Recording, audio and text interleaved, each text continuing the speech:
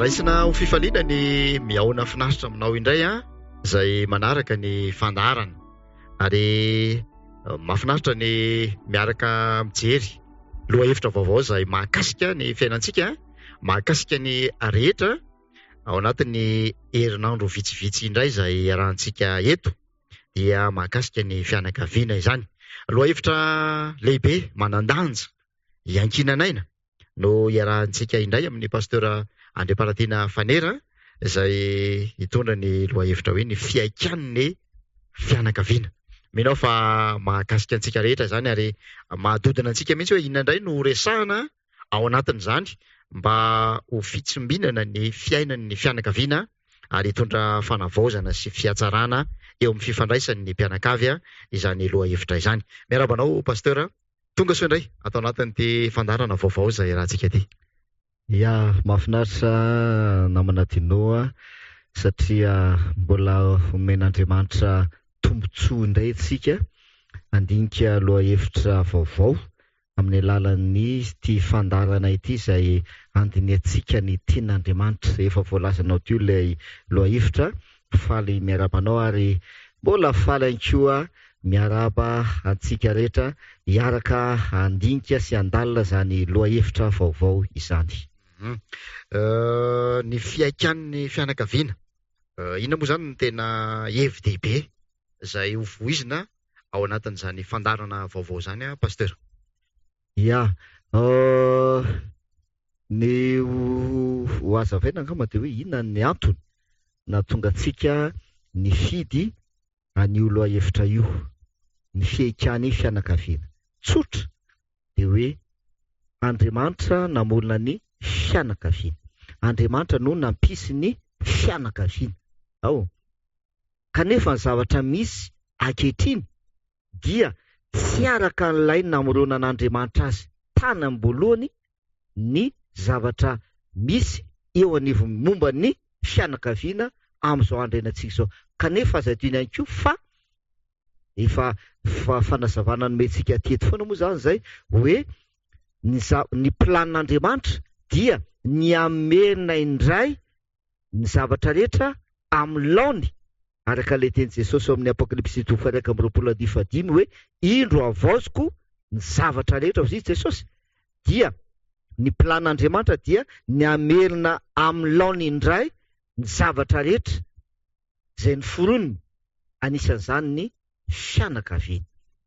Dia eo zany tsika andinika an'ity lohahevitra ity, tena mahafinaritra izy ity satria tena mahakasika mihitsy ny zava-misy amin'izao andrenantsika izao ilay izy momba ny fianakaviana.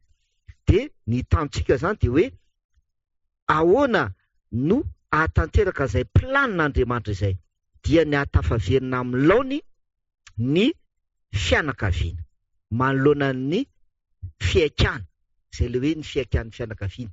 Misy fiaikana maro izay atrehana amin'izao andrenantsika izao, dia le hoe ahoana ny atrehana an'ireo fiaikana ireo ka ahatafaverina amin'ny laony tahaka ny tany amin'ny namorona an'Andriamanitra azy ny fianakaviana. Raha mijery tokoa an'izany hoe fianakaviana izany isika dia mahita karazana olana ao anatin'izany. Na ny ataontsika hoe fiaikana ilay izy. Fiaikana, ya. Mijery fotsiny ny fomba fijerin'ny malagasy an'izany tokantrano izany dia efa fiafiana sahady no arangaranga eny am-piandohana hoe ny tokantrano dia fiafiana. Raha tsy hijery efa tsy ireo karazana disadisa izay mameno ny fiainan'ny fianakaviana eo amin'ny mpivady, eo amin'ny ray aman-dreny sy ny zanaka, eo amin'ny fianakaviana amin'ny ankapobeny mihitsy. Dia tonga ara-potoana mihitsy zany izao ny tenin'Andriamanitra hitondra fanafody, hitondra ilay tanjona hoe famerenana amin'ny laoniny izay lafiny izay pasteur. Dahory ho ao anatin'ny Baiboly isika satria tao no nananganana ny fianakaviana voalohany. Ndao atsika hanomboka ny fandinihana ny lohahevitra ary ndao atombotsika anam-piandohana mazava ho azy satria tao amin'ny Genesis no nanombohan'Andriamanitra ny famoronana ny fianakaviana. Dia ndao atombotsika any hatramin'ny fiandohana mihitsy zany ny dindinika sy ny fanazavana. Genesis toko voalohany 1:20 no andeha ho fakitsika. Genesisy toko voalohany ka ny 9:20 zao no vaky ny teny. Ary Andriamanitra nanao hoe andeha isika hamorona olona tahaka ny endritsika araka ny tarentsika. Ary oka izy hanjaka amin'ny hazan-drano amin'ny ranomasina sy ny voromanidina sy ny biby fiompy sy ny tany rehetra ary ny biby rehetra izay mandady na mikisaka amin'ny tany. Io toko sy andino io namanadinao dia tena hoe fototra mihitsy ny amin'ity lohahevitra izay hodiny atsika ety. Voalaza le tena Andriamanitra fa Andriamanitra no mamiala tsiny ataontsika amin'ny teny frantsay izy no nandray inisiativa hamorona ny fianakaviana. Dia ny teny izy hoe ary Andriamanitra nanao hoe andeha isika hamorona olona tahaka ny endritsika araka ny tarentsika. Avy amin'Andriamanitra zany no niaingany zavatra rehetrarehetra. Ao tena fototra mihitsy zany zay. De mila apetraka mihitsy zany loloha izay fototra voalohany izay hoe Andriamanitra no fototry ny zavatra rehetrarehetra. Niainga avy amin'Andriamanitra ny zavatra rehetrarehetra. Anisan'izany ny fianakaviana niainga avy tamin'Andriamanitra io. Ary niatomboka tamin'Andriamanitra zany izy io. Dia izao ilay izy amin'ny voalazan'io toko sy andino io koa dia hoe ilay olona izay noforoan'Andriamanitra zany dia voalaza fa tahaka ny endrik'Andriamanitra araka ny taren'Andriamanitra no namoronany azy. Efa miditra satsika tompoka amin'ilay fiaikan'ny fianakaviana hoe raha izay namoronan'Andriamanitra ny fianakaviana tany am-piandohana, mbola mipetraka ve izay namanadinao amin'izao andro iainantsika izao? Le hoe noforoana araka ny endrik'Andriamanitra ny olona. Azonao le lohahevitrintsika zay zany no hodiny atsika mandritra ty lohahevitra ty, le hoe fiaikan'ny fianakaviana. Ny mpivady mbola mipetraka ary mbola hita eo am-pivady ve le hoe noforoana araka ny endrik'Andriamanitra izy. Ny zanaka, satria zanaka anisan'ny olona ihany koa, ary tsy hoe ny ray aman-dreny akoa no namolona an'le zanaka, na dia hoe niteraka an'le zanaka aza ny ray aman-dreny. Tsy avy amin'ny ray aman-dreny le zanaka ny tena marina, ary ny ten'Andriamanitra milaza zany fa lova avy amin'ny Jehovah ny zanaka ao izy, avy amin'Andriamanitra ny zanaka. Dia le zanaka ihany koa ao amin'le fianakaviana zany io mipetraka ve ty fototra ty hoe manana ny endrik'Andriamanitra ve le zanaka. Azonao amin'izay le dingana izay ataontsika io. Dia mahaliana be zany izy ity tena marina, satria zavatra tena mahakasika antsika mihitsy amin'izao andro iainantsika izao. Raha le hoe namorona olona tahaka ny endriny Andriamanitra araka ny tarehiny. Zany hoe mitovy endrika amin'Andriamanitra ny olona izay noforoniny. Ao mitovy endrika amin'Andriamanitra zany ny olona izay noforoniny. Ndao tsika mba amaky ten'Andriamanitra re. Inona kay ny tiana ho lazaina amin'izany? Dia ao amin'ny Lioka toko voalohany no vakitsika. Lioka toko voalohany ny 5:30. Lioka toko voalohany ka ny 5:30. Efa amin'ny filazantsara tsika zany zao testamenta vaovao miresaka momba an' Jesosy. Lioka toko voalohany ka ny 5:30. Ary ilay anjely namaly ka nanao taminy hoe ny fanahy masina no ho tonga ao aminao, ary isy herin'ny avo indrindra hanaloka anao, koa ny masina izay ateraka dia atao hoe zanak'Andriamanitra. Jesosy lazaina io Jesosy zay ateraka Maria, olombelona Maria, fa lay zaza zay ateraka Maria dia voalaza eto atao hoe izy izy ny antsoina azy zanak'Andriamanitra. Tsy natao hoe zanak' Maria na hoe zanak' Josefa, zanak'Andriamanitra. Dia io le mifandraina amin'ny Genesisy toko voalohany. Le milaza izy hoe andeha isika, miziza Andriamanitra hoe andeha isika amolona olona tahaka ny endritsika araka ny tarehintsika. Jesosy no niasa tany amin'ny Genesis 1:1-20. Jesosy dia namorona olona tahaka ny endriny araka ny tarehiny. De rehefa tonga tety ambony tany Jesosy nateraky Maria izy, de mazava be le Baiboly, zanak'Andriamanitra ny antsoina aika zany le olona azonao am'izay naminadinao le fanazavana, le olona zay noforoan'Andriamanitra tany Edena, tany am-piandohana, le olona zay hoe noforoana araka ny endriny araka ny tarehiny, zanak'Andriamanitra kay le izy, tahaka ny Jesosy. Zay zany zao fototra anankiray ampiarahantsika aloha voalohany indrindra, le hoe noforoana araka ny endrik'Andriamanitra ny olona, zanak'Andriamanitra no ny antsoina azy, zanak'Andriamanitra ny antsoina azy, tahaka ny Jesosy zany izy io. Rehefa tonga olona teto ambony tany Jesosy, zanak'Andriamanitra. Ndao alitsika makitoky andeny vitsivitsy ary manamafy an'izay fanazavan'izay. Eto an'izao ny anjely no niteny tamin'i Maria hoe lay zaza le masina zay aterakao dia atao hoe zanak'Andriamanitra.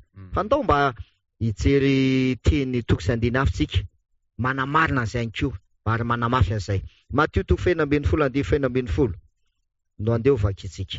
Matio 4:20 ka ny andininy fa 4:20. De zao no vaky ny teny. Matio 4:20 ary namaly Simona Petera ka nanao hoe ianao no Kristy, zanak'Andriamanitra velona. Eto an'izao olona mihitsy indray no miteny am' Jesosy ary milaza mihitsy hoe ianao no Kristy, zanak'Andriamanitra ianao.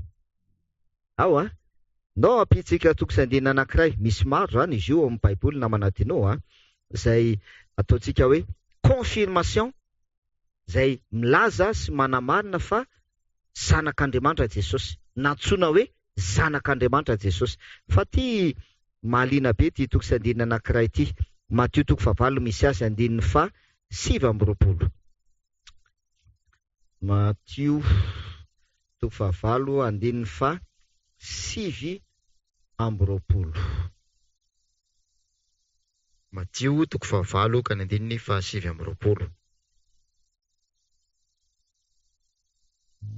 Ary indro ny antso izy ka nanao hoe moa mifaninona akory izahay sy anao ry zanak'Andriamanitra ô, tonga ety va ianao ampijaly anay alohan'ny fotoana. Iza no miteny eto? Satana indray eto no miteny. Démonie. Démonie tao amin'ilay lehilahy anankiray, démonie no niteny. De rehefa niteny le démonie, divoly zany, diovzizy niteny moa mifanina akory izahay sy anao ry zanak'Andriamanitra ô. Aika zany ny divoly mahafantatra tsara fa Jesosy dia zanak'Andriamanitra. Ary eto de miteny mihitsy izy hoe mifanina akory izahay sy anao ry zanak'Andriamanitra ô. De misy toky sy andeny maro fa reo no tsy ngaintsika.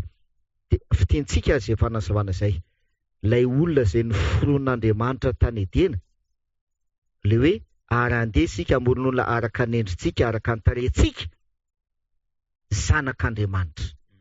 De ndao maka an'ity toky sy andeny tsitsika ary tena hoe notenenina tamin'ny Adama ve izay anarana izay. Lioka 7 milaza azy ny andiny 7:30. Lioka 7 ka ny andiny 7:30. Zao no voalaza. Raha vakitsika manomboka ny andiny 7:30 de miresaka izy ny amin'ny filazana ny razan'i Jesosy Kristy io izy.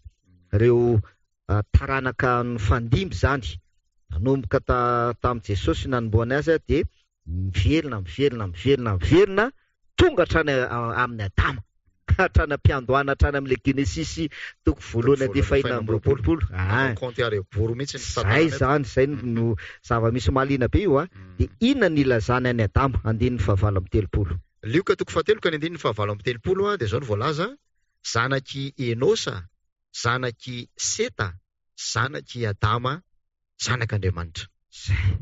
Mahafinaritra. Ny antsona ny Adama, zanak'Andriamanitra. Zanak'Andriamanitra. Zay zany tompoko.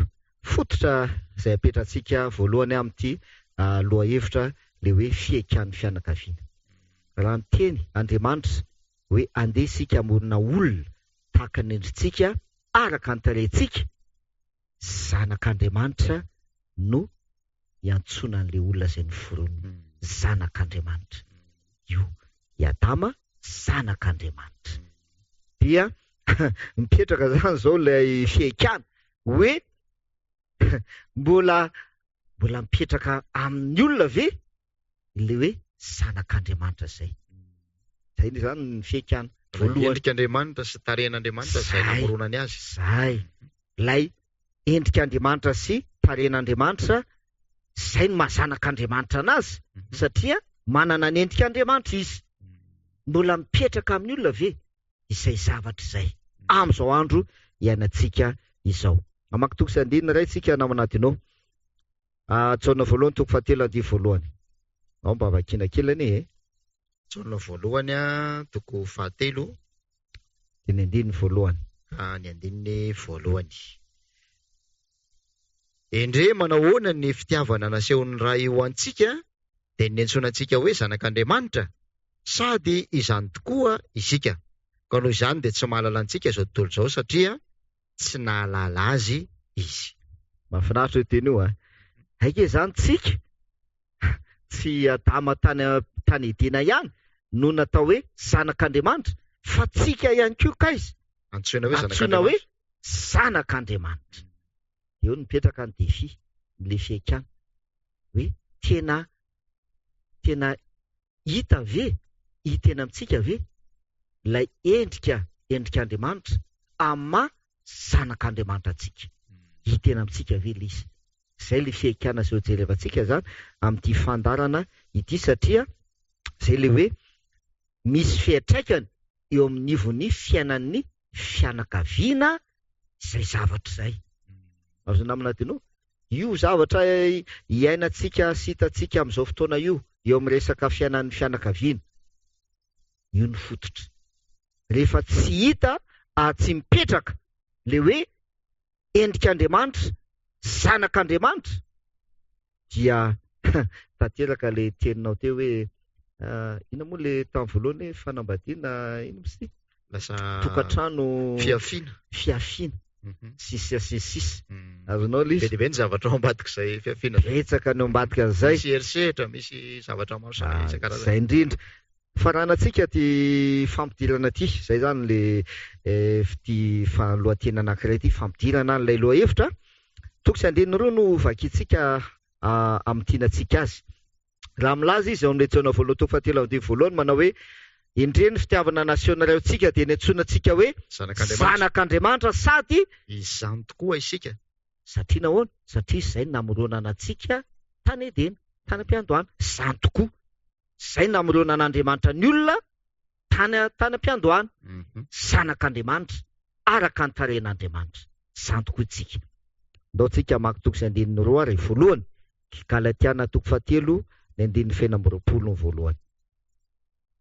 Galatiana toko 7 ka ny andininy 20. Zao ny vaky ny teny. Fa ianareo rehetra dia zanak'Andriamanitra amin'ny finoana ny Kristy Jesosy. Zay. Io zany le hoe tany Edena dia noforoana araka ny endrik'Andriamanitra, araka ny tarehin'Andriamanitra le olona. Ary antsoina hoe zanak'Andriamanitra izy. Tamin'izay fotoan'izay. Satria manana ny endrik'Andriamanitra. Tsika indray zany zao amin'izao taona 420 ankehitriny zao, antsoina hoe zanak'Andriamanitra tsika ozy izy ny Jaona voalohany toko 7. Indre ny fitiavan'Andriamanitra dia niantsona tsika hoe zanak'Andriamanitra. Sady zany tokoa tsika. Sady zany tokoa tsika. Dia ozy izy hoe ny fiaikana izay mipetraka manana l'endrik'Andriamanitra ve tsika? Mahatonga tsika antsoina hoe zanak'Andriamanitra tahaka ny Adama. Mbola mipetraka ve l'endrik'Andriamanitra? Mbola mipetraka ve le hoe noforoana araka ny tarehany? Fa so ihany misy le Galatiana. Io kay no mahatonga tsika antsoina hoe zanak'Andriamanitra amin'izao andro ankehitriny izao. Dia ahoana ozy izy? Fa ianareo rehetra dia zanak'Andriamanitra amin'ny amin'inona ozy izy? Finoana Any Kristy. Any Kristy. Amin'ny finoana any Kristy ianareo rehetra dia tonga zanak'Andriamanitra. Amin'ny finoana any Kristy. Mbola hidirantsika lalina zany mandritra an'ity lohahevitra ty fa fampidirana ihany no ataontsika amin'ny ity voalohany ity. Toko sy andininy faharoa izay hamaranantsika azy naminatino dia ao amin'ny Romanina toko 9 ny andininy fa 4:40. Romanina toko 9 ka ny andininy fa 4:40. Zao ny vakanteny: fa izay tarian'ny fanan'Andriamanitra no zanak'Andriamanitra. Zay. Io koa zany zao mazava be. Fa izay tarian'ny fanan'Andriamanitra no zanak'Andriamanitra. Dia ndao fidintsika ara ilay fanazavana ny fehikan'ny fianakaviana. Ao noforon'Andriamanitra tahaka ny endriny araka ny tarehiny isika tanam-piandohana zanak'Andriamanitra isika ary antsoina hoe zanak'Andriamanitra. Iadama ny zanak'Andriamanitra voalohany satria izy miforona voalohany. Nandeha ny vanim-potoana ny taonjato sy ny sisa tonga taty amin'i Jesosy, teraka Jesosy, nantsoina hoe inona koa Jesosy? Zanak'Andriamanitra koa Jesosy. Nantsoina hoe zanak'Andriamanitra koa Jesosy. Ao andendray ny vanim-potoana tonga aty amin'ny 4:24 amin'izao andrainantsika izao, io sisa ny taona voaloha 7 antsoina hoe inona koa tsika? Zanak'Andriamanitra koa tsika. Afa amin'ny fomba ahoana ny antsoina antsika hoe zanak'Andriamanitra? Amin'ny finoana an Jesosy Kristy, izay ny voalohany. Dia ny faharoa, tarian'ny fanan'Andriamanitra. Izay tarehy amin'ny fanan'Andriamanitra no zanak'Andriamanitra. Dia tsotra lisy tompoko. Miatrika fihekana ny fianakaviana amin'izao fotoana izao. Olana sisy ianao teo naminatinao, fiafiana, fijaliana sisisy. Dia hozy izy hoe mbola mipetraka ve lay zavatra noforon'Andriamanitra tamin'ny voalohany eo anivon'ny fianakaviana. Mbola mipetraka ve io? Ary mbola iaina ny fianakaviana ve io namoronan'Andriamanitra ny fianakaviana tamin'ny voalohany io? Dia hoe araka ny endriny zanak'Andriamanitra. Dia ny fampiarana azy zany sy ny fomba isehoana amin'izao ainantsika izao dia hoe mino an Jesosy, finoana an Jesosy sy tarian'ny fanan'Andriamanitra. Mbola mipetraka ve izay tompoko satria izay zany ny fototra voalohany ny amin'iny le hoe fihekan'ny fianakaviana. Izay ny fototra voalohany indrindra.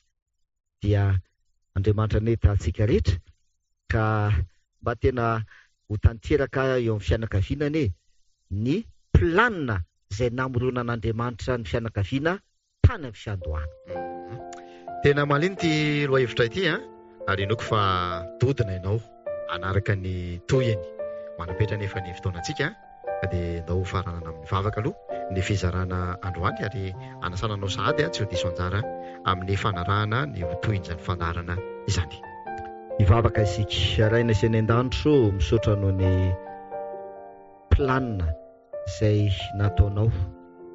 Tsy zahaiko ny avy aminay no nampisanay teto amin'ity tany ity fa ianao mihitsy no nandray inisiativa hamonina olona tahaka ny endrikao araka ny tarehinao.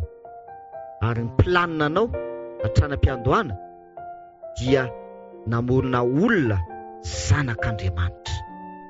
Tompo, tena miatrika fihekana izahay ankehitriny satria tsy maro eo toe-javatra izay nanala ary mety nanimba mihitsy aza na mafa an'izay mahazanak'Andriamanitra ary indrindra nanala n'ilay endrik'Andriamanitra teo aminay.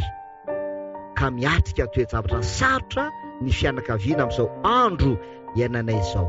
Misaotra noho ny amin'ny teninao izay hitaridalana anay ahafahanay miatrika ary mihoatra n'izany fihekana izany ka ho tafavelona amin'ny laony tahaka namoronanao azy hatramin'ny tany am-piandohana ny fianakaviana tsiraray avy. Amin'ny anaran'i Jesosy, amen.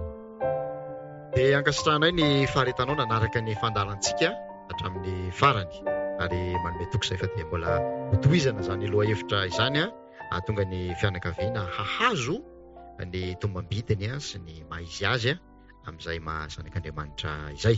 Mankasitraka pasteur tamin'ny nitondranao ny famelabelarana, misaotra an'ireo namana teknisiana ihany koa izay tsy nikely soroka nampita ny sary sy ny feo ho an'ny tokantranontsika tsirairay avy. Mandra-piresaka ho amin'ny manaraka indray tompoko.